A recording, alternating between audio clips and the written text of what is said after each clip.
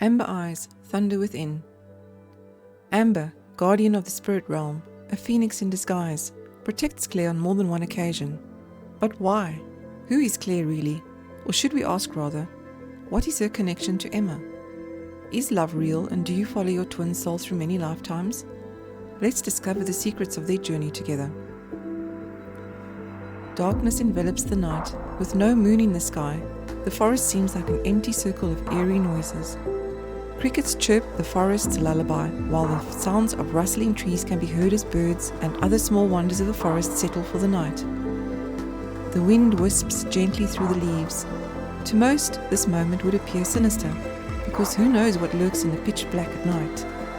It is a mistake far too many make, because for us to be able to see the light, it must be surrounded by darkness. In this case, the light is not something to be seen, but rather felt, heard, sensed. Sometimes closing one's eyes is all that is needed to gain another perspective. Yet another mistake humans make, relying too much on sight. And if it is lost on a night like this, well then, they will not venture in, because it is unknown, and the unknown is sinister. It is a fear for their physical life, that they will not live forever. Ironic. A life lived in fear of death. Though we can't escape it, it is inevitable. And when the physical life passes over into the spiritual, can they say they have prepared for it, learnt of it, practiced in it, lived the physical life the best way they could have? Not many can. So they return to the physical life as someone else, reliving the same lessons, not remembering that they have been through this before, not learning to explore and express their spiritual selves in a physical form, not becoming a symphony of this world. And then, of course, the second most important thing to do in the physical world: find the one with whom you were made. This is one of the biggest secrets of the universe, and not many know about it.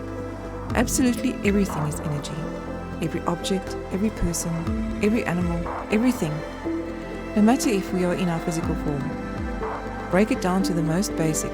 We are vibrating at an extraordinary speed. When we die, we simply cross into a higher vibrational dimension.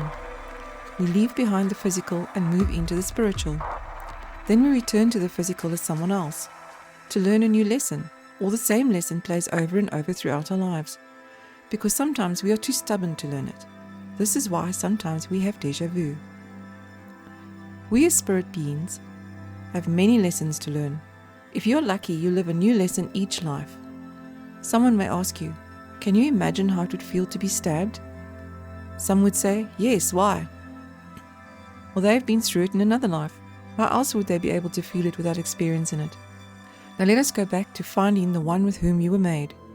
Every person has a unique aspect within themselves, as unique as their own fingerprint. And everybody is looking for that unique love, a love that speaks only to them in a language only they can understand. Do not be fooled. Love is the most important thing and most powerful energy in the entire universe. Now this unique aspect within a soul has a twin. Every soul in the universe has a twin aspect, whether it is an identical passion, identical minds, identical interests, or a physical mark that is identical. Every soul has their match, their own piece of themselves in another. It is this that binds them together. You will meet your match in a later life you live, but if you have not learned all the lessons you need to, you will die and be reborn to continue learning. You will be the drug addict, the doctor, the psychiatrist, the mental patient, the shop assistant, the scientist, the murder victim, the homeless man, you name it. You will be them all. This is how the soul learns. There are also darker souls that take bad paths in life, such as serial killers, rich snobs that care only about themselves, con artists, robbers, etc. They continue repeating these bad deeds. Some will realize one day that it is getting them nowhere and will finally choose a better path. Others are too oblivious. Now for the souls on good paths. Once your soul begins to mature and become experienced, this is when you meet your twin aspect. You will feel you know this person by first glance. It is quite magical, quite like a magnet. Of course, you will not be exactly alike.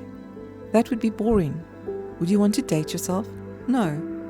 They just have one small aspect that is identical to yours, and that is all you need. Once you meet your twin aspect, you will share the rest of your lives with this person, physical and spiritual, although you will need to find them in each new life. If one dies before the other, they will be waiting in limbo until the other one dies, and then they will reincarnate together. One cannot pass through the gate to a new life without the other. Even though they may reincarnate on the opposite side of the world, they will find each other again when the time is right. Nobody really knows what happens when the two souls are finished learning all there is to learn in the physical world. It would be nice to think they pass on through the gates of heaven as one, to live in the spiritual eternity as a whole, complete in love and happy. For a moment the crickets are silent, and all that is heard are the gentle wisps of the breeze. Amber takes a deep breath and lets out a long sigh.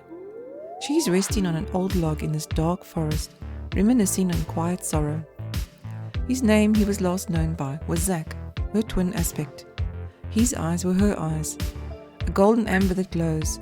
He also had a look in them that you could get lost in. Honesty and purity, with a hint of innocence. Or was it loyalty? Or unconditional love? Honestly, it was probably the way he looked at her. Like she was his lifeline, and if she came into harm's way, he would surround her so that she would not get hurt. Amber snaps herself out of this memory. It does not matter anymore, she thinks. He's gone. Not in limbo waiting for me, but destroyed, obliterated into thousands of particles while protecting me from the crimson-eyed beings.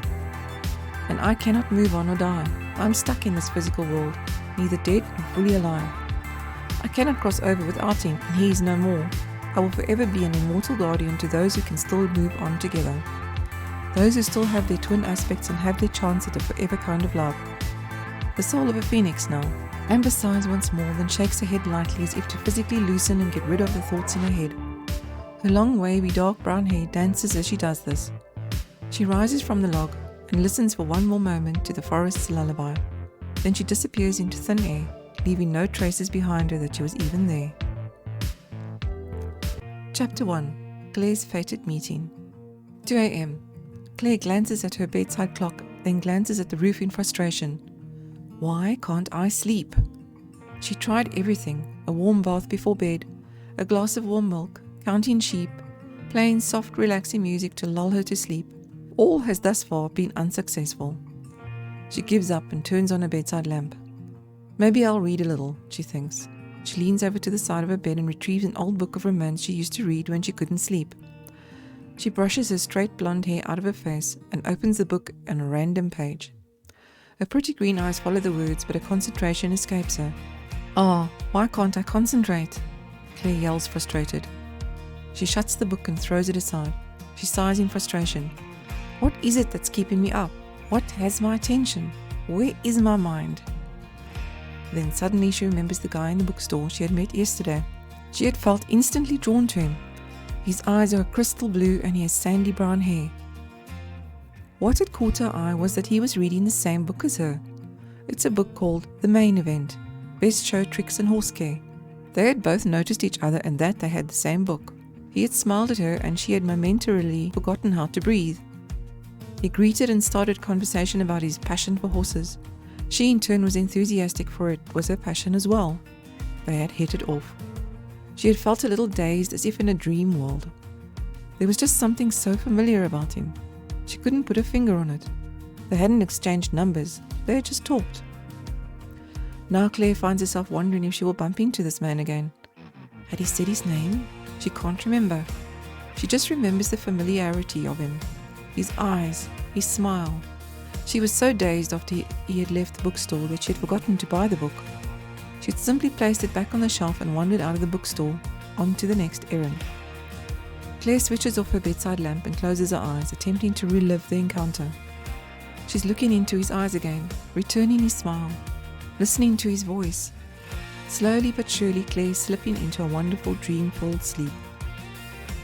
Claire wakes to the morning sun on her face. It takes her a minute to realize she's probably late. She looks at the time. Only 20 minutes to get ready. She jumps out of bed and rushes to the bathroom to take a quick shower and brush her teeth. Although it's a Saturday, she starts volunteering at the local horse rescue today. Besides her growing passion for horses, she's only 22 and can do with the extra activities. 10 minutes later, she's dressed and out the door. She gets into her car and is off to the horse rescue. Claire arrives just in time for the 9 a.m. volunteer work. She has had her fair share of horsey upbringing. Her grandfather used to take her to a horse ranch every weekend for riding lessons since she was 7 years old. This is where her passion for those majestic creatures were awakened. She went riding every single weekend while her grandfather watched proudly from the sidelines, and this continued up until Claire turned 15 when her grandfather fell ill. He passed away a year later. It had taken Claire a long time to recover from the loss. She loved her grandfather dearly and missed him every day. After he passed, she vowed to bring horses back into her life when she could work and afford it on her own. Her parents had always been strict and believed that if you want something in life, you need to work for it yourself. They didn't know about the horse riding lessons her grandfather had given her when she had visited him on the weekends, and they still didn't to this day. If they had known, they would have probably stopped it. After all, they had sent her to her grandfather on weekends to help with chores around the house, not to have fun. Her grandfather took her to the riding lessons as a reward for all her help each time. Claire is thinking so deeply about these memories of her grandfather that she is only brought back to earth when she hears the water overflowing from the trough she was filling. She quickly turns off the tap and moves on to the next paddock and begins filling the next trough with water. She does this in the last 3 paddocks on the side of the rescue and then prepares to fetch the horses one by one. The first horse is a 15 hands Palomino gelding that was rescued from a farm nearby the rescue. The owner had starved the Palomino and left him in a field to die. The rescue agents had gotten there just in time. The horse's name is Tyler. They say he's been here about a month and he's starting to look great. His ribs are barely visible and he is a much happier horse. The second horse Claire fetches is a dapple grey mare, about 7 years old, and is about 15 hands. Her name is Blake. She was found 7 years ago as a newborn filly, dumped on an abandoned farm. Someone witnessed the dumping and alerted the rescue.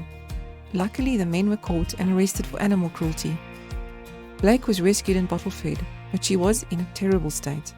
The rescuers were uncertain of her survival, yet here she stands today, living proof of her strong will, and after everything she's been through, she still remains one of the sweetest mares at the rescue. The 2 horses being led out to the paddocks share the same mother. They are both dark bay mares. Dancer, the eldest of the 2, is about 16 hands and is 6 years old. The second, Sparks, is 3 years old, 15 hands and still growing. They ended up at the rescue because their owner couldn't afford to keep them anymore, so she turned them over to the rescue in hopes of a better life for them, which humbly accepted them. Claire then goes off to fetch the 5th horse to be turned out into the far paddock. He's an 8-year-old 17 hands Frisian gelding named Dante. He was rescued from an abusive owner trying to sell him to an illegal horse meat trade. When he first arrived here, he was full of cuts and sores.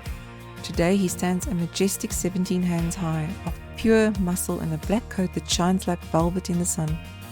As intimidating as he looks, Dante is as gentle as a kitten without claws. Claire puts him in the paddock and gives him a gentle stroke down his nose, and he lets out a long sigh of contentment. He then takes a half step forward and gently pushes his head into Claire's shoulder. She laughs lightly and strokes his neck. "He must like you," says a voice from behind Claire. Claire turns around slightly startled, unaware she had company, and as fate would have it, there stands the guy from the bookstore. His eyes light up as his smile grows wider as he recognizes Claire. "Hey, you're the girl from the bookstore. We met the other day, remember? We were reading the same book. We spoke a little about our shared passion for horses." Claire realized who he was the moment she had turned around, but was so taken aback to see him standing there that she couldn't speak for a moment. Then she replies, "Yes, of course I remember you." She returns his smile, transfixed. What are you doing here?" she asks, dazed. He laughs slightly and replies, "Well, this is my aunt's rescue. I visit every weekend. She doesn't have any children, so she wants me to take over when she retires. But I've been helping out since I was about 12. So I've been part of this place for a good 12 years.